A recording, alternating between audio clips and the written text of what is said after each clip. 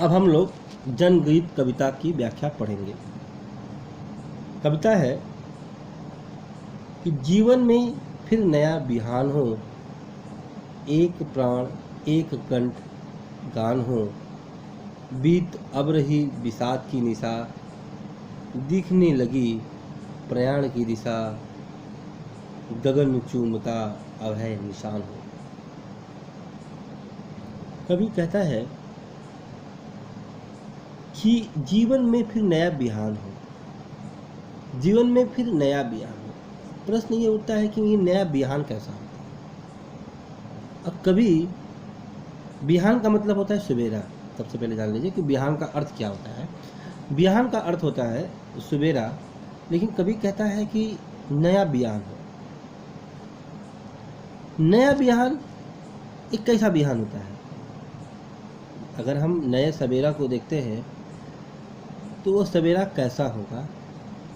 जाहिर सी बात है कि कवि ने जब सवेरा को नया कहा है तो कुछ जरूर खास होगा। अर्थात कवि के लिए ये सवेरा नया इसलिए है कि वह नए तरीके से जीवन को जगाना चाहता है, एक ऐसे जीवन को जिसमें उत्साह हो, जिसमें क्रांति करने की क्षमता हो, एक ऐसे जीवन के अंतर्गत उल्लास भरना चाहता है जिसमें अंग्रेजों से मुठभेड़ करने की जनता में शक्ति हो। इसीलिए इस सवेरे को नया कहा गया है। नया वह इसलिए भी है, एक प्राण एक कंठ गान। एक प्राण, प्राण कैसा हो? एक, अर्थात हम लोग सब एक हों। कौन? जितनी भी जनता है हमारे अंतर्गत, जो भी देशवासी हैं, वो सब मिलकर के एक हों। जब तक हम लोग एक नहीं होंगे तब तक हम लोग इस अंग्रेजों के विरुद्ध अपनी लड़ाई को मजबूत नहीं बना सकते। इसीलिए कवि कहता है एक प्राण और एक कंठ गान हो। एक स्वर से जो भी कुछ बोलना हो एक कंठ से बोला जाए, एक कंठ की से गाया जाए। अगर हमको क्रांति की गीत भी गानी हो तो पूरे देशवासी मिलकर के एक कंठ से गाएं। आगे कहता है कवि कि बीत अब रही विषाद की निशा। कवि कहता है विषाद का मतलब होता है दुख, निराशा। अर्थात बीत अब रही विषाद की निशा, निशा मतलब होती है रात्रि। अब ये दुख की रात्रि जो है क्या हो रही है? बीत रही है। क्यों बीत रही है? क्योंकि अब हम लोग देशवासी एक हो रहे हैं, और जब हम देशवासी एक होंगे तो हम लोग बड़े से बड़े संघर्ष को जीत लेंगे। दिखने लगी प्रायण की दिशा, अर्थात अब जो है प्रायण की दिशा मतलब गमन करने की दिशा, हमें अब रास्ता दिखने लगा है कि अब हम लोग किस ओर जाएं। गगन चूमता अब है निशान हो। कवि कहता है कि गगन चूमता, तो हमारे अंदर कोई भय नहीं है, अब है निशान हो। हमारे अंदर गगन चूमने की क्षमता है, और यही क्षमता के कारण अब हमारे अंदर कोई भय का नाम मात्र भी है। मतलब हमारे अंदर भय की कोई की तरीके की भावना विद्यमान नहीं रह गई है। गगन चूमता अभय निशान हो, और गगन चूमता अभय निशान हो। अब हम लोग भय से रहित गगन चूमने की शक्ति अब हमारे अंदर विद्यमान है, क्योंकि अब हम लोग मिलकर के एक हो गए हैं। हम विभिन्न हो गए विनाश में, हम अभिन्न हो रहे हैं विकास में। हम विभिन्न कब हुए थे? जब विनाश आया था तो हम लोग अब विभिन्न हो गए थे, हम लोग अलग हो चुके थे। लेकिन अब हम लोग विकास करने जा रहे हैं, इसलिए हम लोग अब एकत्र हो रहे हैं। क्योंकि विकास तभी हो सकता है जब हम लोग सब मिल करके एक दिशा में आगे बढ़ें। एक श्रेय प्रेम अब समान हो, एक श्रेय प्रेम अब समान हो, एक श्रेय सबको श्रेय मिले, प्रेम अब सबको प्रेम समान मिले। मतलब श्रेय और प्रिय, इसको हम लोग कहते हैं कि प्रेम भी सबको मिले, सबको समान महत्व मिले, यही अब भावना है।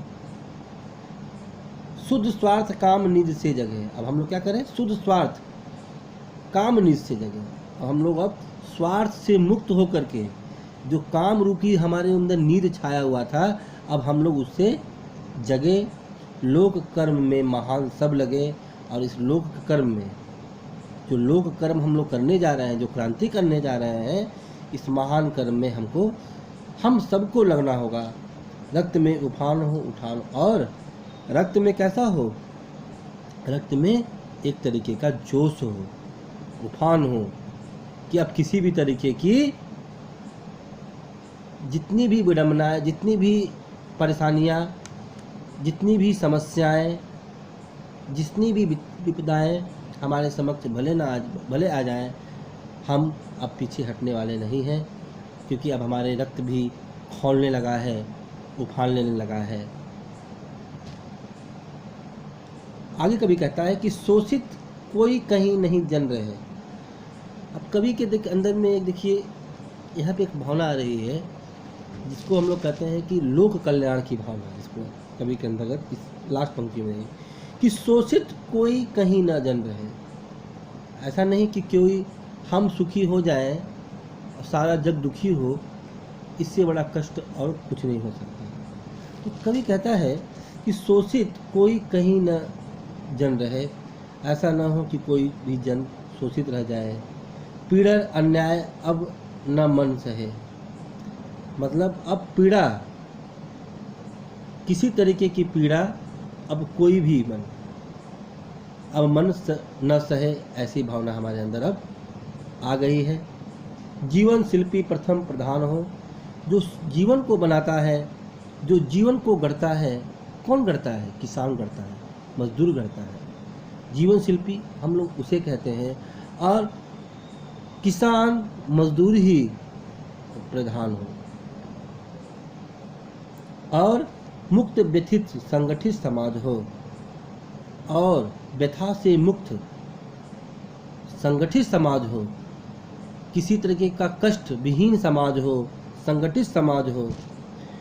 गुण ही जन जन में किरीट ताज हो, और गुण ही, अच्छाई ही जन मन में ताज की तरह सिर पर बांधा जाए।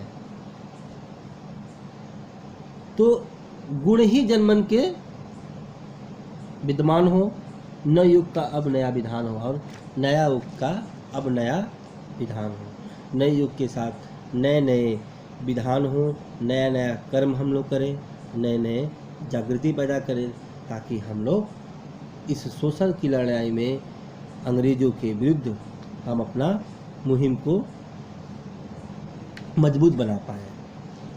कविता में कवि ने अंग्रेजों के विरुद्ध अपनी आवाज़ को बुलंद किया है और समस्त देशवासियों को एकजुट रहने की प्रेरणा दिया है, क्योंकि बिना एकजुट हुए हम कभी भी किसी का विकास नहीं कर सकते हैं। बिना विकास का समाज भी विकास नहीं।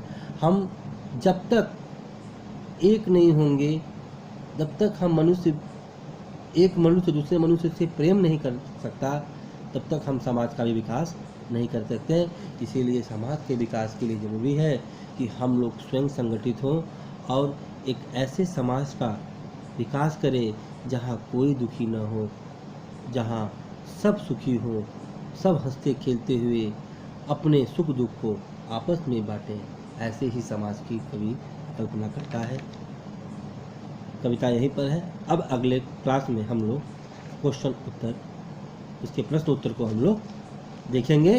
धन्यवाद आपके लिए।